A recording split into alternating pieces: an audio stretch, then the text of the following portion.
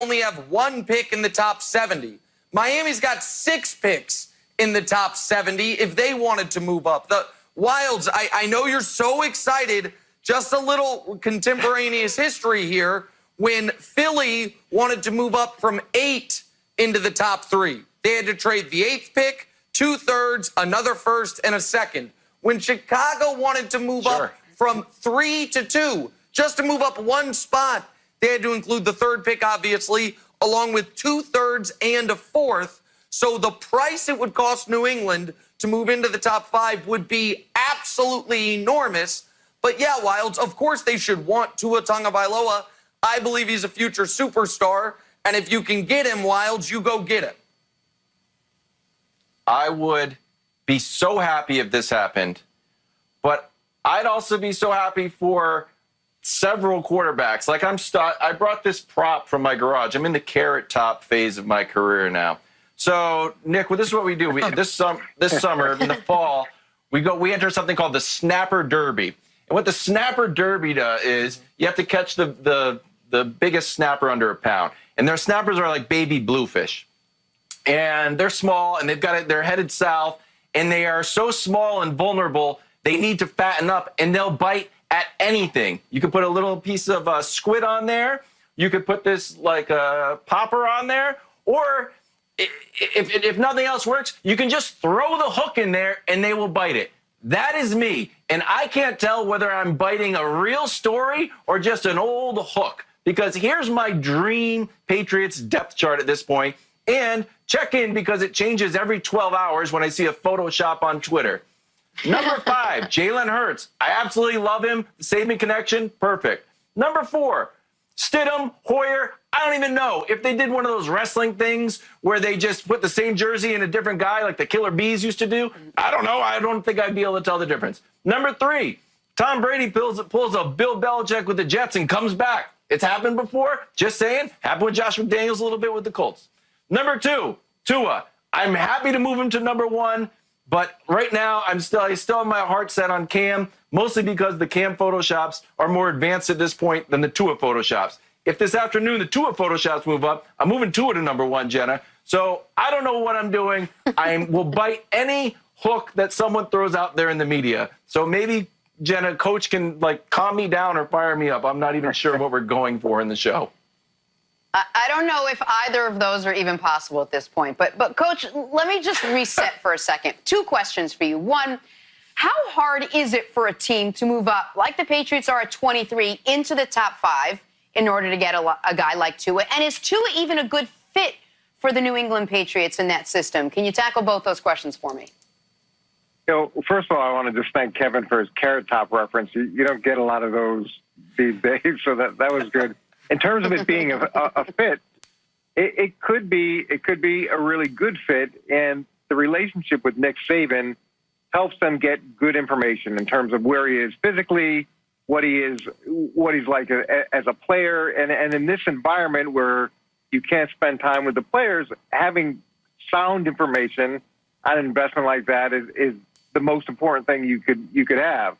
The fact that he also played for Brian Daboll at one point at Alabama helps too from a system fit, from an overall fit in terms of culture as well. Now, all that being said, I find it very hard to believe that the Patriots would give up tremendous draft value to go get this guy. It's not what they do. Now, they hadn't drafted a wide receiver in 20 plus years, or Bill hadn't.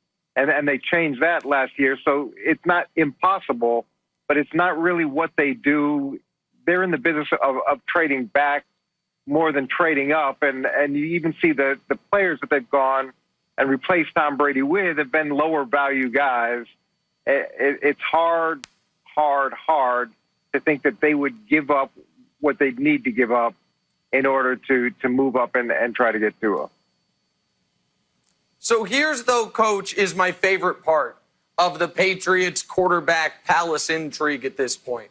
It is revealing that the most diehard Patriot fans and a lot of people that attacked me all year long actually deep down in their heart of hearts agreed with me all along that the problem for the Patriots last year on offense was their quarterback. Because I don't know, Kevin Wildes, if you've noticed this, but of your starting 11 offensive players last year, 10 of them are the exact same right now heading into next year. Your big offseason free agent acquisitions are a fullback. I know that got Coach super excited. He texted me about it. Dan Vitale bringing the Patriots back to prominence. Someone named Demir Bird and a Brian Hoyer. Offensive line, all the same. Starting receivers, Harry and Sanu, the same. Those tight ends, remember the tight ends were the problem. That's why Brady wasn't any good. All the same.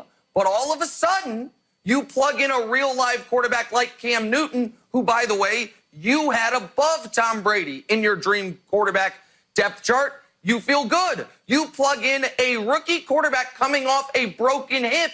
You feel awesome. Brady's already moved to third in your heart and third on your depth chart. So I heard all year long, the problem was the weapons. The problem was the offensive line. The Patriots have addressed none of that and are now at least public, or at least it's being speculated, they might trade away ways to address some of those things in the draft to do what, Wildes? Fix the actual problem of last year, which was crummy quarterback play. So it's a long way to say, I'm glad you're finally agreeing with me that last year Brady was the issue. No, nobody's agreeing with you, Nick. Okay. Go, Coach. Go ahead, Kevin. Go ahead, Coach. What I was saying is nobody's necessarily agreeing with you, Nick. It's more a function of Patriots fans need to find some solace in the fact that they've lost Tom Brady. So now whether it's a rookie quarterback, whether it's a free agent quarterback, they want to try to fill the void that's been left by Tom leaving. And it wasn't just a function of the Patriots moving on. It was a function of both sides moving on. So it's not them saying Tom was strictly the problem. I don't think that's the case at all. And then this article is like a lot of articles. There's going to be people throwing stuff out there, wild scenarios that could potentially happen if all the stars align. But the reality is it's not even close to being a reality. But Wildes, Coach, you're I'm gonna throw on a board question with this, back. and maybe it's because you want to be on board with this. Jenna, any port in the storm. I'm in a bad spot right now, and I think I'm trying to get down to the root causes of it. So I'm going to throw it back to Coach because these are the kind of two philosophies that I can't figure out. One, football is a win-now league. Belichick's always focused right here. We're on to whatever our next week's opponent is. And then this other big kind of thing over here is like we're going to have $100 million in cap space. We're looking towards the future. So, Coach, tell me what I should be believing. Are we actually competing for a Super Bowl next year? Or am I like on Tua watch, which I don't think we get a Super Bowl next year? Because then I start to get into like, Trevor Lawrence watch. I don't know where I'm at. And then like that young Peyton's nephew watch. Like, I don't know where I am. So just tell me where I should be as a Patriots fan.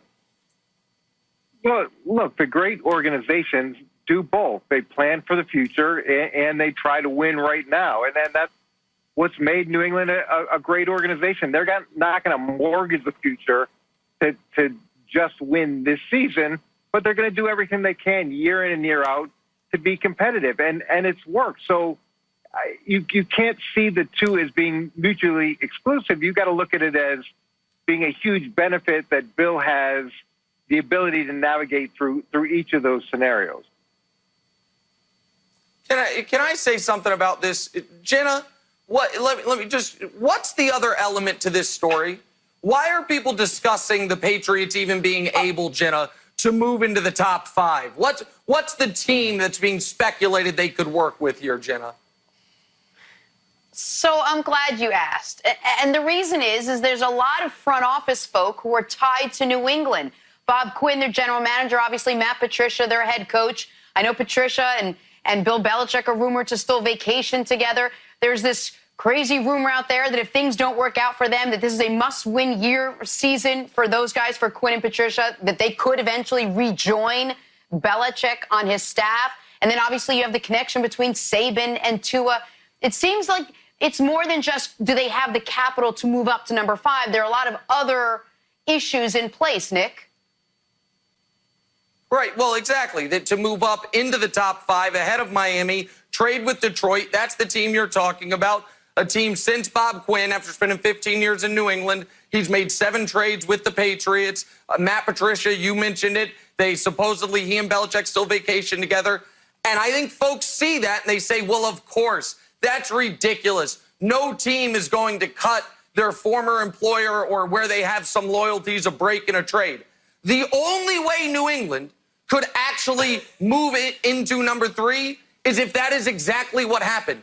And while I know folks are quick to poo-poo it and folks are quick to say that would never happen in pro sports, I don't need to go very far back in history, and I don't need to go anywhere else geographically to a different team in Boston, the Celtics, who won their only title in the last 30 years. How? Because former Celtic Kevin McHale said, hey, I don't know what to do with this Kevin Garnett fella. I mean, he's one of the 24 greatest players of all time. He's a former league MVP. He's the best player in the history of our franchise. You want him for Big Al Jefferson, Danny Ainge, my old locker room buddy? So I've seen that happen. And I say all that to say this. If Bob Quinn and Matt Patricia gift Tua Tagovailoa to the New England Patriots and Bill Belichick for the 23rd pick, a 3rd-round pick, and Julian bleeping Edelman, I'm out. I'm out. I don't know if I'll be able to watch the sport again because I can't deal with the idea of it. I'm out on everything. If they end up being gifted to a Tagovailoa because Patricia's like, well, probably getting fired here anyway. This would be one hell of a cover letter for my resume. I